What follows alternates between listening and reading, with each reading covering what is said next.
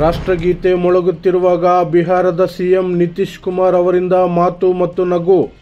ಇದು ರಾಜ್ಯ ಹಾಗೂ ರಾಷ್ಟ್ರಕ್ಕೆ ಮಾಡಿದ ಅವಮಾನ ಎಂದು ತೇಜಸ್ವಿ ಯಾದವ್ ಆಕ್ರೋಶ. ಯುಎಇಯಲ್ಲಿ 25 ಭಾರತೀಯರಿಗೆ ಮರಣದಂಡನೆ. ತೀರ್ಪು ಇನ್ನಷ್ಟೇ ಜಾರಿಗೊಳ್ಳಬೇಕಿದೆ. ಸದನದಲ್ಲಿ ಮಾಹಿತಿ ನೀಡಿದ ಕೇಂದ್ರ ಸರ್ಕಾರ. ಬಳ್ಳಾರಿಯಲ್ಲಿ 7 ವರ್ಷದ ಬಾಲಕಿಯ ಮೇಲೆ ಅತ್ಯಾಚಾರ ಎಸಗಿದ ಆರೋಪ. ಬಿಜೆಪಿ ಯುವ ಮುಖಂಡ ದೇವು ನಾಯಕ ಬಂಧನ.